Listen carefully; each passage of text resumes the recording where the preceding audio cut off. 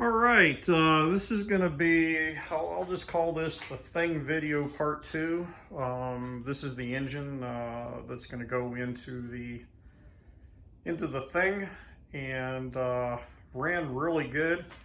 The engine's out of my Super Beetle that I'm restoring, which is going to be a EV conversion, put electric motor in it. So this motor came out, ran fantastic. Did have some typical issues, so in this video I'll cover some typical issues with oil leaks, that sort of thing, on what to look for and how to fix them. But anyway, thanks for watching, and if you haven't subscribed, please subscribe to my YouTube channel. I have a ton of other videos on the Super Beetle restoration, my other projects, 52 Buick, 29 Ford Model A Tudor with a Corvette motor in it. I've got a 28 that I built a frame on a truck, and it's a 28 Ford Model 8 truck with a Cummins diesel and an Allison in it, and a bunch of other videos. So anyway, please subscribe and hit the like button and ring the bell.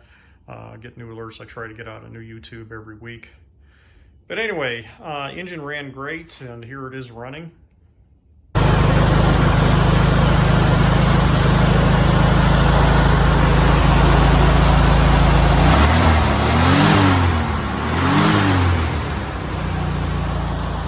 So the typical issues you're going to see on these motors is oil leaks typically. I pulled the engine out and took the flywheel off. It's very easy to do.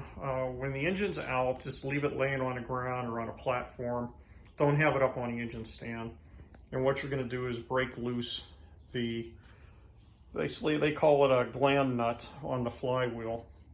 So take your flywheel off, remove the 4 or 5 bolts that are in there. As you can see, this flywheel's been removed. It looks like somebody was into this motor. And the clutch is like brand new. I mean, hardly any miles on it at all. Brand new pressure plate. The surface is just mint. The inside of the flywheel too is just in perfect condition. On the inside. Just a little bit of heat on there, but nothing major. It could have a little bit of oil on it, and I think that's what I need to clean off there. It's just a little bit of surface oil on there.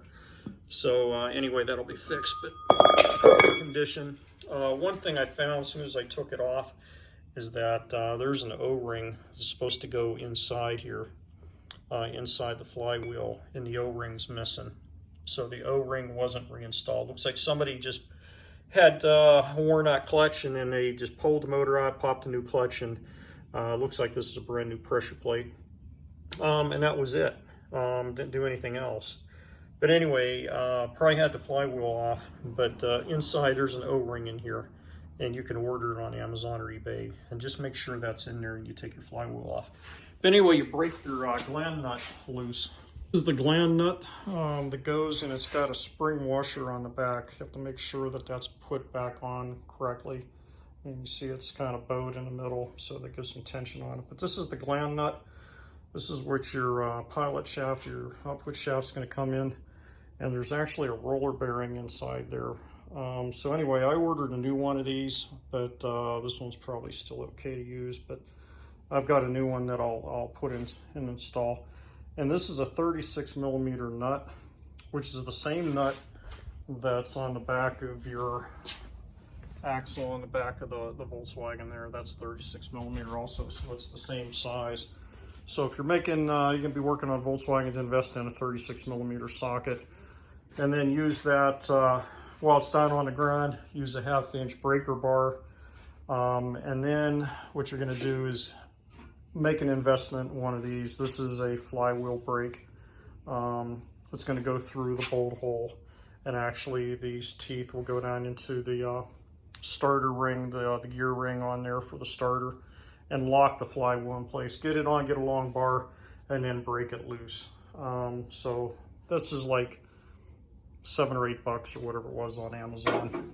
So anyway, I've lost my other one, so I ended up buying a new one. Some people like to use 2. They'll put one on this mounting bolt and then one counter opposing it to give it some balance, but I just use one on there. It works great. So anyway, pulled it off, and typical oil leak coming out of the rear engine seal. And here's the seal that came out. The spring was out of it. It's just totally worn and shot. So, you know, for being probably 46 years old, again, somebody had the flywheel off but didn't replace the main seal. And then you're getting oil leak. You can see the oil leaking down in here. And it comes out this little notch. So if you go up underneath the back of your Volkswagen, and you could visually look underneath there, and you see this notch right in here in the case. If you see oil coming down through there, I guess they put that notch in there just for that purpose. Then you got to replace the main seal, which is pretty easy to do. This thing's just rubber, it just pops right out, and get it replaced. And then also make sure that you know, you have that inner O-ring in there, in the gland nut, or in the back of the flywheel there where it goes in. So that's all for now. So next step is I'm going to break this down. This is a 1600cc dual port. You can see on the back, if you have an older Volkswagen, you don't have this bump out on here. And what they did is the original Volkswagens had an issue with one of the cylinders not getting enough air to it and overheating. And it was typically cylinder, let's see, 1, 2, 3. This would be cylinder 3 right here. The other oil cooler would be in the middle here and would kind of block the air to this cylinder, restrict a little bit, and this cylinder tended to overheat. So when it came out with a 1600 dual port, which means you have 2 ports coming down into the head, a port for each cylinder for air coming in rather than a single port splitting off into the cylinder head. More efficient, gives you a little bit more horsepower, I guess. But they put this bump out on the back since there was room from here back to the rear wall of the Volkswagen. So what they did is they put the oil cooler down in this housing here in the back, bumped it out a little bit. So now you're getting just total airflow to cylinder number 3. So if you have a newer Volkswagen, you take it apart and you see this box on the back, that's what it is. And typically the oil cooler down underneath here, get the flashlight.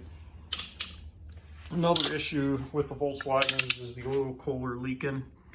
You can see the bottom of the oil cooler down in there, and I got a wet spot. So most likely there's like 2 little washers. They're like O-rings, a little bit thicker, that are right on the bottom, and they just press fit in there when you put the oil cooler on and bolt it down. So most likely I got an oil leak coming from there also. So that's usually the 2 main reasons for oil leaks. Anyway, today's breakdown, the engine, all the shrouding and stuff. I most likely don't have to do anything internal. This thing has good compression and everything, so I'll probably just make sure the head bolts are torqued and set the valves. And I'm going to put new push rod tubes in though with the seals too. That's another area where the oil might be leaking, is the gaskets around the push tubes. And then the last leak oil possible is the valve covers. And you just take this spring and snap it off. There's tons of videos on it. Pop it off. And in the engine gasket kit, or you can just buy them, they're a cork gasket that goes around the edge, put it back on. So if you have an older Volkswagen, you can do this in the driveway without taking the motor out. If you see oil coming down, seeping down at the bottom of the valve covers, just pop this off, put a new cork gasket on, and then put the spring clip back up on, and you're good to go. So very simple to use on. Also, you can see this engine, I don't have any rust. Usually the exhaust is all rusted out or re-welded. This thing's in perfect condition. My air box for the heat blowing through is in perfect condition, no other than just some surface rust, which I'll clean up. So engine's in great shape. So anyway, I'm gonna get to work on taking all the shrouding and stuff off here in a bit. And before I took it out, I put a new carburetor on. I've got an electronic ignition distributor now. If you don't have one of these, you're still using vacuum advance, definitely get one of these. I think it was like 45 bucks, makes a world of difference. Now it's electronic ignition. I've got a new coil. I've got another fuel pump to go on it. Since I'm in there digging around, I might as well just get a new fuel pump. And this engine's already been upgraded to an alternator. So the old generator's been replaced. It didn't come this way, I don't think. So new alternator on it. Let's see, HG, or a new alternator, Bosch says new on it, upside down there. But anyway. And then here's your main wire. It's going to go to your fuse block, charge the battery up, give the car juice. And then this is your plug that goes to the light bulb up on the dash, which is connected positive on the other side of the light bulb, and that's your exciter voltage for the alternator. So anyway, no more old voltage regulator inside the car. These are nice to have an alternator. So somebody had upgraded this already. So anyway, let's get this thing broke down. All right, so I made some progress with the engine today, all degreased and cleaned up, which was a pretty good chore. Getting all the grease, and looks like this has been running sand, had a lot of sand on it. And anyway, took the heads off, checked everything, and checked the inside of the cylinders, cleaned a bunch of stuff on the heads, and the bottom one's about ready to go on. There's the other head there, and that's a dual port. It's upside down right now, but and then new push rod tubes with new bushings installed, and hopefully get this done here in a bit and start torquing the head bolts down in a certain pattern that you have to torque them down. So if you're doing one of these, go online. There's plenty of diagrams posted with the you know, where you're going to start torquing all the 8 head bolts down onto the studs. So anyway, hey guys, just a tip too, when you're cleaning a greasy motor or a transmission or whatever, you can see I have all the tins cleaned down. What you want to do is take your sheet metal or whatever you got, your transmission or your engine block, and just scrape all the heavy grease and dirt off it best you can, wire brush it. But when you're still left with some residual grease and grime and dirt, the best thing I found to use is oven cleaner. It's easy. This is the easy off stuff, heavy duty. It works fantastic. So get it out on the driveway. Make sure you're in a well ventilated area, because this stuff's nasty. Wear a mask, wear your gloves, wear your eye protection, and just spray this all over the, you know, the area you want. Let it foam up, and then I take and get these disposable paintbrushes from Lowe's or Home Depot for 50 cents a piece or so. So put the oven cleaner on it, let it foam up, and then take your cheap ass paintbrush here and just you know, wipe it around and let it foam up. Maybe spray some more and just let it soak 15 minutes, and it just eats through all the grease and grime. You'd be surprised how well it works. And then hose it off. It works better than any of the degreasers that I've used in the past. So just a little handy tip for you. I've been doing this for decades. Well, there it is, both heads on, all the bolts torqued down, rockers on, everything, push rods and rockers, everything has assembly lube on it. The other thing I like to do too is the push rod washers. I like to put assembly lube on so they seat good in the block, and then also the head. But anyway, everything's torqued down, and tomorrow's going to be the sheet metal. Get it all cleaned up and painted with some high heat paint. Put the oil cooler back on, and front pulley. Get it down on the stand on the platform, and then put the flywheel back on, and the clutch, and it's pretty much going to wrap this up. The motor's coming back together again. All the valves are adjusted, and I like adjusting them at 6,000ths. So easy thing to do. You should be doing this probably every 10,000 miles, I would think. You can get to it from underneath the car, and just point the rotor cap at cylinder number 1, which is the back right one, and then the valves will release, and then just adjust for 6,000ths. So you should have a little bit of play in there when you get them all adjusted. You should hear it just a little bit. Got the front pulley back on. Working on painting all the sheet metal glossy black so it'll look nice. And the next step is to clean up more of the sheet metal and start building it back up again. All right, so more progress. So pretty much the motor's coming together. Got new tins that I picked up from Painter's Grinding, a local VW shop in Denver.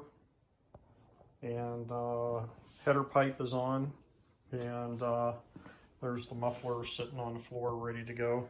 So anyway, I'll put that on last. But got the electronic ignition in, new fuel pump, got a new oil cooler. The two most important things on this motor is that oil cooler. That has to work and function properly to keep the engine cool. And then also the other thing I like replacing is the oil sender. So this is cheap. This is like 15 bucks. I think this was like 40 bucks.